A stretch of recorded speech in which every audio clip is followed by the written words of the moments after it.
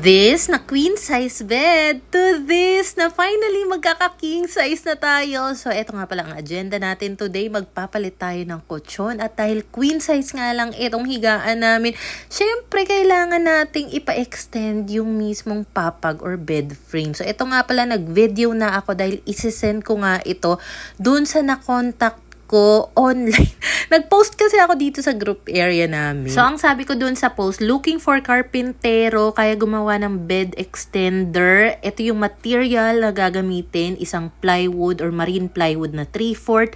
At ito yung sukat ng length, width, height. Tapos, tinanong ko na rin doon kung magkano yung gagastusin lahat-lahat na. And good thing, sa dami ng mga nag-comment doon na puro PM po, ganun. Merong isa na nag-reply ng breakdown ng materials, labor, and all that, delivery fee.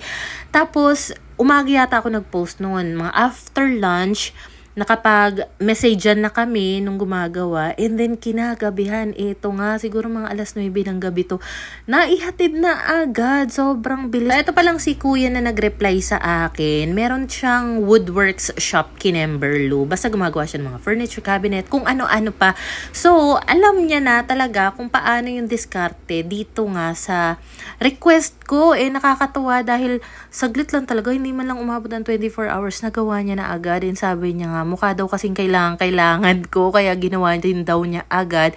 And ayan, i-deliver na nga niya, kasama niya rin dito yung anak niya. So, ang nangyari kasi, nagkaroon ako ng offer ng bagong spring mattress. Pinili ko na yung king size kasi for the longest time, gusto ko talagang magkaroon kami ng king size. Pero before kasi, hindi ako na-approve or hindi available yung king size sa mga ino-offer sa akin. And since naglalakihan na rin yung mga bagets, tabi-tabi kami sa iisang higaan. Mahirap din talaga na para kami sardinas lagi doon sa queen size naming higaan. So sabi ko, eto yung best na pwede kong magawa for the meantime. Eto yung bed extender. And ako rin nagsuggest na pahati sa gitna or pahati sa dalawa pala. Para hindi siya ganun kahaba kapag ipinasok ko sa kwarto. Kasi limited lang din naman yung space ng kwarto.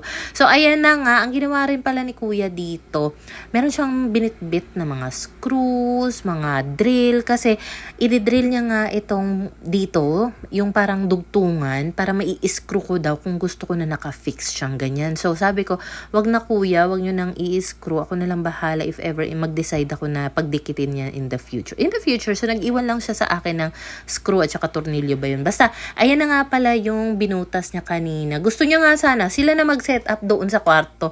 Ako lang mag-isa dito sa bahay. Nag-ano na lang ako na, kuya kasi tulog po yung mga bata.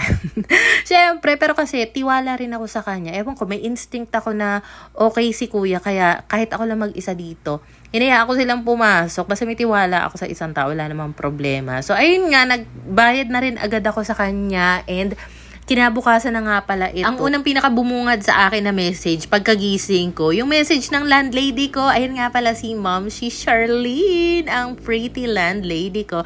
So nagtanong siya kung free daw ba ako ngayon. And kung trip ko nga din daw mag-cafe, ganyan, kita kami, chikahan. And before pa lang kasi, nagplano na siya ng ganito. Sabi ko, sige, tara, mag-coffee date tayo or something. And ngayon lang din talaga nagkataon na pareho kaming free. So, after ng errands niya, dumiretso siya dito. Ako naman, late na ako nagising. So, pagkagising ko, ligo agad. Tapos, diretso na nga ako dito sa cafe. So, umorder ako ng carbonara. Sa kanya naman, aglio olio. And umorder din kami ng pizza. Kasi, nagkikrave siya sa Hawaiian pizza. Sabi ko nga sa kanya, next time, try niya yung pepperoni. Kasi, masarap yun na try namin dito before. Especially kapag mainit-init pa. So, ayan. Siguro mga ilang oras din ba kami dito? Basta for the chikahan, malala kami dito ng mga buhay, sentiments bilang mga nanay. Alam mo yun? Para lang din talaga kaming magbeshi. Ganon. Yun na nakakatuwa sa kanya. Kasi, since constant naman yung communication namin, sa kanya rin ang galing na, alam mo, ma'am, mas okay siguro yung relationship natin. Hindi yung strict na landlord, tenant, ganyan. Yung parang magkaibigan lang kami. And, okay sa akin yun kasi magaan yung loob ko sa kanya. Pagkatapos nga namin magchikahan doon sa cafe, dumiretso na rin kami dito sa may Pure Gold. Mag-grocery kami dahil ako may mga kailangan akong sabon, naubusan na rin ako ng mineral water. Tapos siya may mga ilang needs din siya sa grocery. And then, diretso kami sa bahay. Inantay niya doon yung hubby niya and umuwi na rin siya. So, eto na nga ako. Kinagabihan na nga. Tsaka lang ako nakapag-film dito. Ayan, may pa-posing pa nga ako. Para naman meron akong from this to this. So anyway, inalis ko na nga muna yung mga extrang gamit dahil aalisin ko na itong aming kutsyon. And bago pa lang to ha, Kosova yung brand nitong kutsyon na to. Siguro nabuksan ko to. Wala pa yatang 2 months. Kasi bago kami lumipat dito, tsaka ko lang natanggap ito. So, sobrang bago lang niya. It's just that queen size nga siya. Kailangan ko ng mas malaki. So, ilalabas ko na muna ito. And alam mo, sa totoo lang, gusto kong mag-hoard talaga ng mga spring mattress. Like, lahat ng i-offer sa akin. Tanggap. Kasi wala naman akong mapaglalagyan. So, buti nga, meron akong isang lumang queen size din na spring mattress. Nagkasya sa ilalim ng kama. Pero kasi ito, mas mahaba siya. So, hindi ko talaga alam kung saan ko pa ito ipupwesto. So, eto na nga pala. Tinanggal ko na muna yung bedsheet niya. And gagamitin ko pa itong bedsheet mamaya kasi saglit pa lang nung nailagay ni Pinggoy yung bedsheet na yan. And basta, mamaya i-check ako. So, ang kagandahan din pala dahil medyo advance ako mag-isip before, etong waterproof na mattress protector. King size yan. So, ibig sabihin, kahit tanggalin ko siya dito at inilagay ko na yung bagong kutsyon na mas malaki, magkakasya pa rin siya. O, diba? Talagang matagal ko na minamanifest magkaroon ng king size na higaan. Pero kasi, kung ako bibili, parang sayang naman kasi nandito na ako sa affiliate world, char. Why not i-take advantage ko na rin yun, diba? So, ang gagawin ko ay ilalagay ko muna itong kutsyon na ito dito sa may hagdan banda, doon papunta sa may computer area. So, hindi na muna namin madadaan-daanan yun. Doon ko muna siya ipopwesto. And sobrang ganda talaga nito. Kita mo, kahit yung plastic niya, nandyan pa, intact pa. Alagang-alaga ko yan dahil nga, syempre, niisip ko rin, pag dumating yung time na magkaroon kami ng mas malaking kutsyon, baka may ibenta ko siya. And syempre, gusto ko kapag naibenta ko naman siya, maganda yung kondisyon niya. So, hindi ko muna siya i-offer sa iba dahil waiting ako ng confirmation sa isang nakausap ko kung bibilhin ba nila ito or what. At saka, di ba nagpagawa ako ng bed extender? Napagastos din ako doon. So, kailangan ko mabawi yung gastos na yun. Kaya, ibebenta ko yung kutsyon na yan. So, anyway, eto na nga pala yung sinasabi kong isa pa naming queen size na extra kutsyon. Mas maigsi ito, gawa ng nung nandun kami sa dating apartment na maliit kasi yung space, diba? So, na-compress ito ng cabinet. Basta, sa mga OG follower ko, alam mo yung ibig kong sabihin. So, kailangan ko muna siyang tanggalin dito dahil bago ako magpalit ng kutsyon, maglilinis na muna tayo ng kwarto ng very, very quick. So, ayan nga, alam mo, ang bigat nitong kutsyon na to. Hirap na hirap akong buhatin siya. Talaga nakakahingal. And kaya pala mag-isa lang ako dito dahil si Papa nagpunta na ng Montalban. Matagal niya ng plano yun. And hindi na para pigilan ko siya. Tsaka hindi naman ako takot mag-isa kasi ang laki nitong bahay. So anyway, ayun na nga. Sa sobrang pagod ko, hindi ko na pinilit alisin pa yung kutsyon na yan. So, iuurong ko na lang din itong papag para malinisan ko nga itong ilalim. Gumamit na lang din ako ng vacuum para malinisan ko nga itong ilalim ng papag. At the same time, nagready na rin ako dito ng malinis na mop. Siyempre, malinis dapat yan bago tayo magsimula. And then sa loob ng bucket, naglagay lang din ako ng Seaways na floor cleaner. And napansin ko nga pala nung inusog ko yung papag, parang may discoloration nga dito banda sa pader. So, ayun, kitang-kita mo yung parang blackish.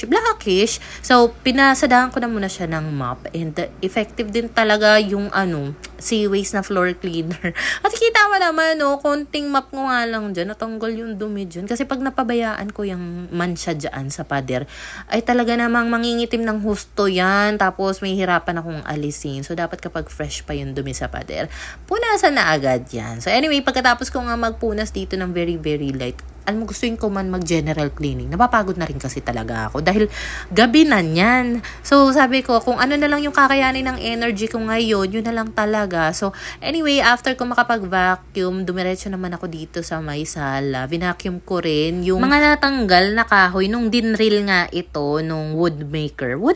Ano ba tatawag ko sa kanya? Basta yon. Meron kasing mga dumi pa sa loob nitong cabinet. So, vinacuum ko siya ng husto just to make sure na walang kahit anong dumi akong ipapasok dito. So, dito ko ipopwesto yung bed extender na pinagawa ko. So, 3/4 na marine plywood itong material na ginamit. And sabi ko nga, as much as may mga matitira pang mga plywood, ilagay niya sa ilalim as support. Nakuha niya naman talaga yung peg ko. Kasi, in-offer niya naman kung gusto ko daw papinturahan or ibarnis ito, magdadagdag pa ako ng additional na 600. Sabi ko, wag na lang. Kasi, dito lang naman siya sa Gedli. Hindi naman makikita. So, kung if ever in the future maisipan kong pinturahan to, kaya naman na siguro namin yon. Pero sa totoo lang, nagtipid na lang talaga ako, kaya hindi ko na inavail pa yung additional service na in-offer.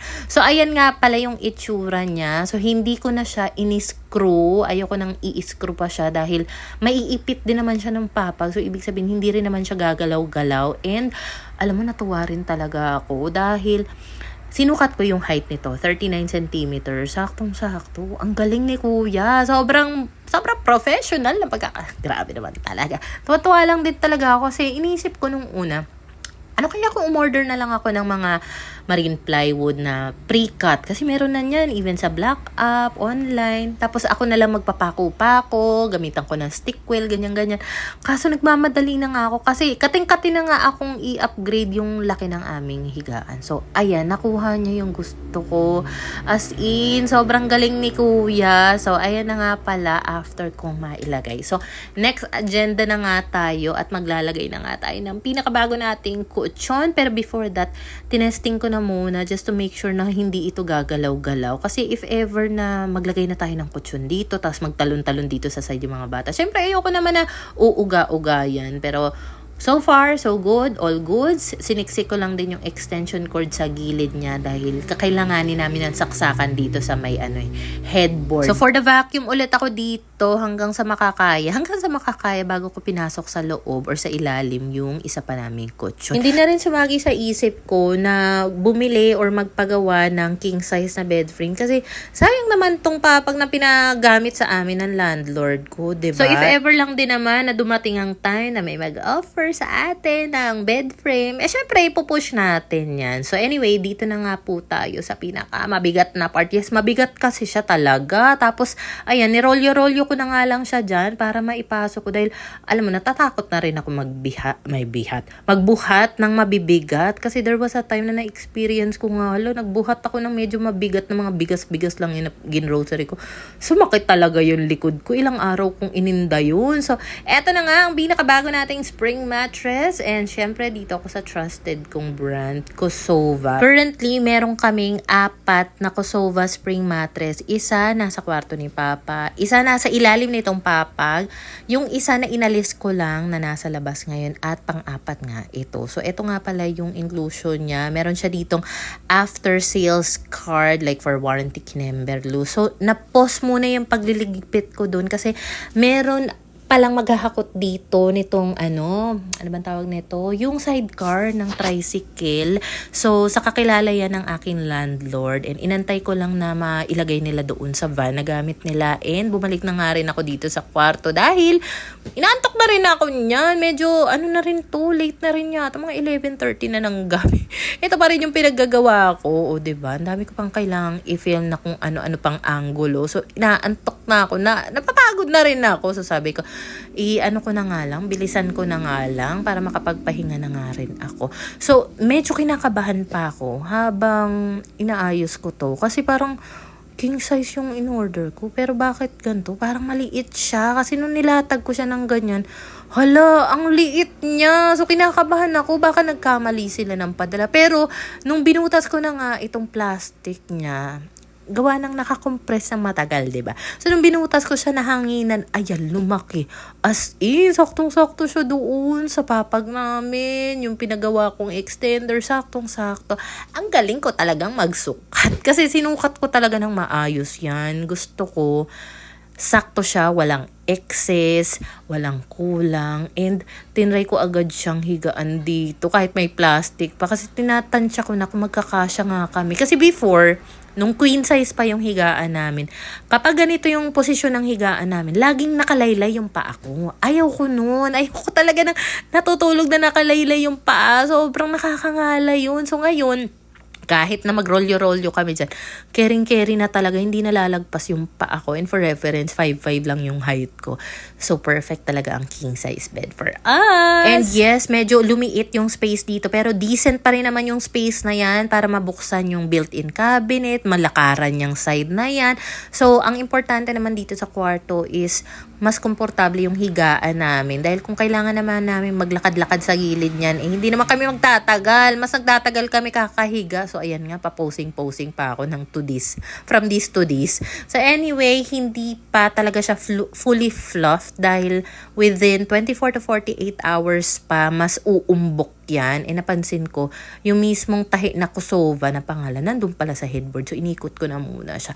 So, ayan na nga pala. Aantayin ko pa ang 24 to 48 hours bago mag-film ulit para makita natin yung talagang umbok niya. Kasi mas maganda nga naman makita na umbok siya pag ginawan ko ng content, 'di ba? So, nilagay ko lang dito yung waterproof mattress protector na king size. Sobrang natuwa ako dahil kasyang-kasya siya. At saka natatakot ako mamantsahan yan dahil nung time na yan, may period pa ako. What if mamantsahan yan? Tapos, hindi pa ako tapos sa trabahong kailangan kong gawin, which is mag-film ng kung ano-ano. So, pasensyahan nyo na. Ginamit ko lang din yung existing na punda at bedsheet. Malinis pa yan. Bukas na lang ako magpapalit kapag natapos ko na yung kailangan kong i-film para sa kutsyon na ito. So, itong side lang na may cover ang paghihigaan ko since ako lang din naman mag-isa dito. But thank you, Lord talaga. Another answered prayer tayo today.